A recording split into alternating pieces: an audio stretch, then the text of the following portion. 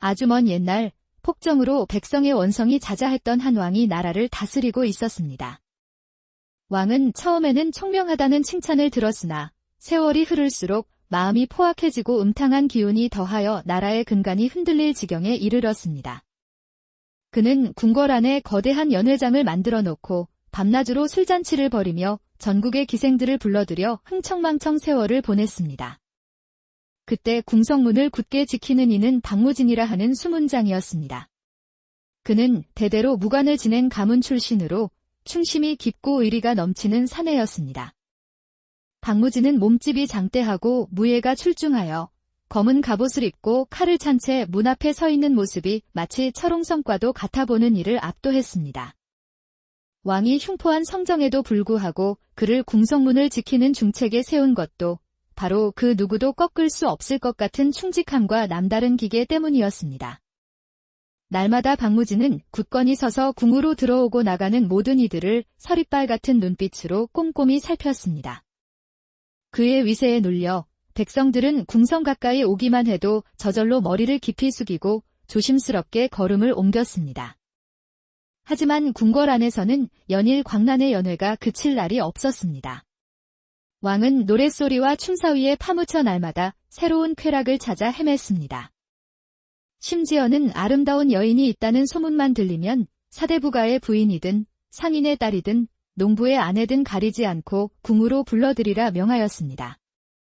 왕명을 받은 내시들이 온 도성을 뒤져 여인들을 붙잡아 데려오니 백성들은 겁에 질려 딸을 숨기고 아내를 멀리 피신시키기 바빴습니다. 박무진 수문장은 이 끔찍한 광경을 눈앞에서 보며 속으로 깊은 한숨을 삼켰습니다. 전하께서 어찌 이리 타락하셨는가? 이 나라의 기강이 어찌 바로 서겠는가? 이 문을 지키는 내 마음마저 무너지는구나. 그러나 신하된 자가 감히 왕의 일을 어찌할 수 있겠습니까? 그는 그저 입을 굳게 다문 채 더욱 꼿꼿이 서서 궁문을 지킬 뿐이었습니다.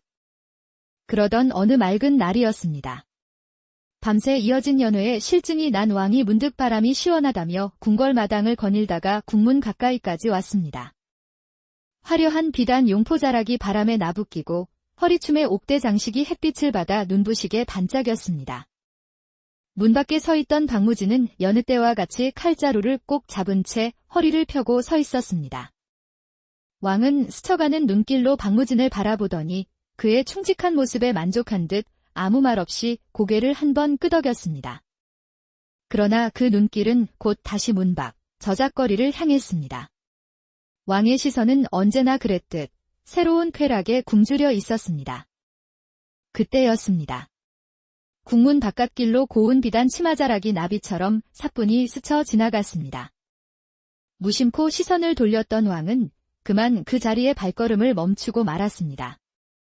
그 여인은 은은한 자줏빛 치마를 곱게 차려입고 쪽진 머리에 다나한 비녀를 꽂은 채 조심스럽게 길을 지나고 있었습니다. 햇빛 아래 드러난 살결은 비단결처럼 희고 고왔으며 눈길은 사슴처럼 선했지만 그 인매에 맺힌 미소는 보는 이의 심장을 덜컥 내려앉게 할 만큼 아름다웠습니다. 왕은 거친 숨을 몰아쉬며 곁에 있던 늙은 내관을 불렀습니다. 저기 지나가는 저 여인은 누구의 아내인가? 당장 어서 알아보아라. 시종들은 허둥지둥 달려가 알아보았으나 처음에는 누구도 그 여인에 대해 알지 못했습니다. 그때 오랫동안 왕을 모셔온 늙은 내관이 조심스럽게 고개를 숙이며 아뢰었습니다.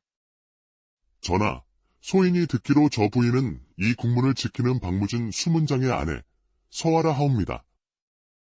왕은 그 말을 듣고 탐욕스러운 눈빛을 번뜩이더니 이내 입가에 비릿한 미소를 띄었습니다. 박무진의 아내라. 궁문을 지키는 일개무관의 아내가 이토록 절세미인이란 말이더냐. 당장 수문장을 불러오너라. 어명은 번개처럼 내려졌고 궁문을 지키던 박무진은 급히 불려와 왕의 앞에 섰습니다. 그는 영문도 모른 채 깍듯이 절을 올렸습니다. 그러자 왕은 아무렇지도 않다는 듯 천연덕스럽게 웃으며 말했습니다. 들으니 그대의 아내가 매우 아름답다 하더구나. 과인은 그 절색을 궁 안으로 들이고자 하니 그리 알고 그대의 아내를 꼭 궁으로 들이도록 하라.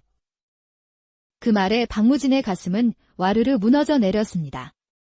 얼굴빛이 백지장처럼 하얗게 질렸으나 어찌 감히 왕명을 거역할 수 있었겠습니까? 박무진은 땅바닥에 엎드린 채 떨리는 목소리로 간신히 아뢰었습니다. 전하의 은혜가 만극하옵니다. 다만 감히 소신이 한 가지 청을 올려도 되겠사옵니까? 말해보라. 소신이 평생 그 사람과 더불어 살아왔사온데 부디 한 달에 한 번만이라도 얼굴을 볼 수 있도록 윤허하여 주시옵소서. 왕은 입가에 희미한 웃음을 띠며 손을 내저었습니다. 그리하라. 한낱 여인 하나를 두고 그리 애가 타느냐. 한 달에 한 번쯤이야 보도록 하겠다. 박무진은 머리를 깊이 숙여 감사의 절을 올렸으나 등 뒤로는 식은땀이 비 오듯 흘러내렸습니다. 그는 지옥으로 향하는 듯한 무거운 발걸음으로 집으로 돌아갔습니다. 집에 돌아오자 아내 서화가 반갑게 그를 맞아주었으나 박무진은 아무 대답도 하지 못한 채 얼굴이 잿빛으로 변해 있었습니다. 서방님, 무슨 일이 있으셨기에 안색이 이리도 어두우십니까? 박무진은 한참을 망설이다가 아내의 두 손을 잡고 힘겹게 입을 열었습니다. 부인, 임금께서 그대를 궁으로 들이라 명하셨네? 내가 신하된 몸으로 어찌 막을 도리가 있겠는가? 그저 한 달에 한 번만이라도 얼굴을 볼 수 있게 허락을 받았을 뿐이네. 아내는 그 말을 듣고 잠시 눈을 감더니 이내 고개를 들어 담담하게 말했습니다. 그녀의 눈가에 맺힌 눈물을 남편은 보지 못했습니다. 그것이 어명이라면 어찌 거역하겠습니까? 마땅히 따라야지요. 서방님께서는 부디 강령하십시오. 그 말에 박무진은 더욱 가슴이 저며드는 듯 했습니다. 그렇게 부부는 아무 말 없이 서로를 바라보다가 마침내 박무진이 떨리는 손으로 아내의 손을 잡았습니다. 부디 몸성이 진해주게. 한 달 뒤에 다시 그대의 얼굴을 볼 수 있게만 해주게나. 아내는 슬며시 눈물을 닦고 조용히 고개를 끄덕였습니다. 그로부터 한 달이 채 되지 않은 달빛이 유난히도 밝은 밤이었습니다. 박무진은 국문 앞을 지키며 마음속으로 아내를 만날 날을 헤아려 보았습니다. 그동안 한시도 아내의 얼굴이 머리에서 떠나지 않아 밥을 먹어도 모래를 삼키는 듯했고 밤에 누워도 잠을 이룰 수 없었습니다. 오늘 밤에는 꼭 아내의 얼굴을 볼 수 있으리라. 그는 속으로 그렇게 되뇌며 달빛을 바라보다가 마침내 더는 참지 못하고 궁궐 안으로 들어갔습니다. 잠시 뒤 달빛을 받아 더욱 눈부시게 빛나는 아내가 두 명의 시녀를 거느리고 별궁을 향해 걸어 나오고 있었습니다. 박무진은 그 자리에 숨도 쉬지 못하고 서 있다가 이내 떨리는 목소리로 그녀를 불렀습니다. 부인. 잠시 내 얼굴을 보아주시오. 아내는 걸음을 멈추더니 천천히 고개를 돌려 박무진을 바라보았습니다. 그러나 그 눈길에는 더 이상 예전의 따스함이 없었습니다. 그저 얼음장처럼 차갑고도 거만한 시선이었을 뿐입니다. 아내는 낮게 한숨을 쉬더니 턱을 치켜들고 싸늘하게 말했습니다. 내가 이제 왕의 여인이 되었는데 어찌 천한 무관 따위의 청을 받아 얼굴을 내보이겠소? 그 말은 날카로운 비수가 되어 박무진의 심장을 꿰뚫는 듯했습니다. 순간 그의 눈앞이 아득하게 어두워졌습니다. 그렇습니까? 그렇다면 내 그리 알겠소이다. 그는 천천히 허리춤에 칼자루를 움켜쥐었습니다. 그의 손등 위로 시퍼런 핏대가 솟아올랐고 가슴속에서는 오래 참고 눌러두었던 슬픔과 분노가 한꺼번에 터져나왔습니다. 그리고 다음 순간 서슬퍼런 칼날이 번뜩이며 허공을 갈랐습니다. 아내는 놀란 눈을 크게 뜬 채 비명조차 지르지 못하고 그 자리에 쓰러졌습니다. 하얀 목덜미에서 붉은 피가 솟구쳐 달빛 아래 붉은 꽃을 피웠습니다. 그 광경을 바라보며 박무진은 마치 혼이 빠져나간 사람처럼 그 자리에 멍하니 서 있었습니다. 내가 어찌 이런 짓을... 그러나 그에게 슬퍼할 틈은 주어지지 않았습니다. 시녀들이 비명을 지르며 달아나고 곧 병사들이 횃불을 들고 몰려왔습니다. 저기다. 저놈을 잡아라. 박무진은 그제야 정신을 차린 듯 피 묻은 칼을 움켜쥔 채 허겁지겁 어둠 속으로 달아났습니다. 달빛 아래를 달려나가다가 그는 너무 서두른 나머지 신을 거꾸로 신고 말았습니다. 흙 위에 남은 그의 발자국은 궁궐에서 나가는 것이 아니라 마치 궁으로 들어가는 것처럼 보였습니다. 얼마 지나지 않아 사령들이 그 발자국을 보고는 수상히 여겨 뒤를 쫓았습니다. 발자국을 보니 이놈이 아직 궁 안에 남아 있구나. 샅샅이 뒤져라. 병사들이 궁 안을 샅샅이 뒤졌으나 박무진은 이미 성문을 빠져나간 뒤였습니다.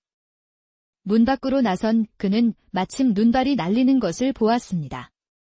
한방눈이 그의 신발 자국 위를 소복이 덮어주자 그는 그제야 한숨을 돌릴 수 있었습니다.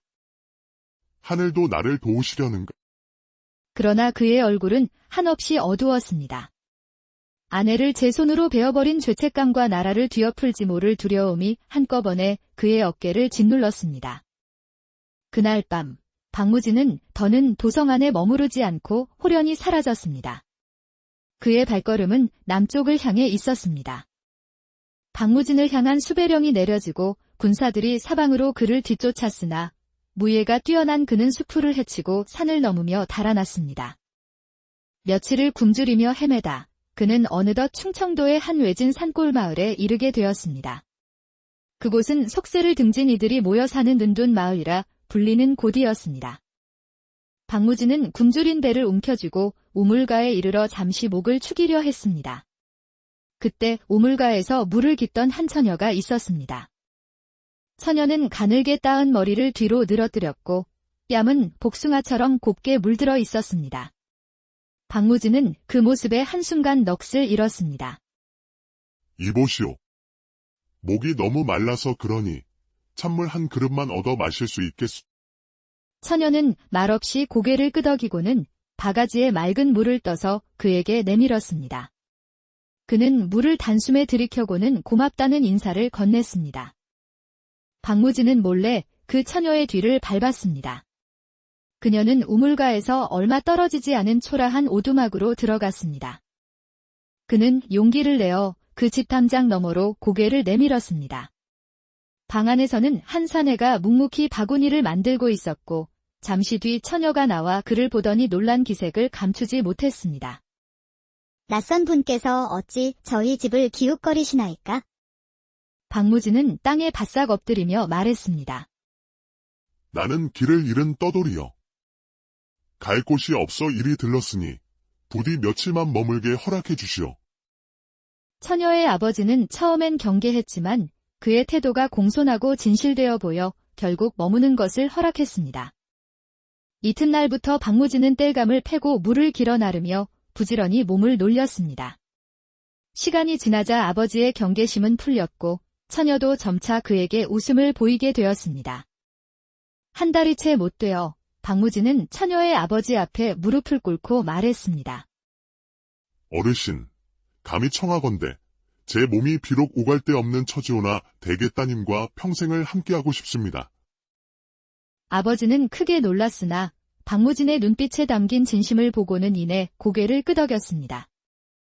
천안 백정의 딸을 이리 귀히 여겨주시니 그 은혜를 어찌 잊겠소. 그리하여 그날 박무진은 그곳에서 새로운 아내를 맞았습니다.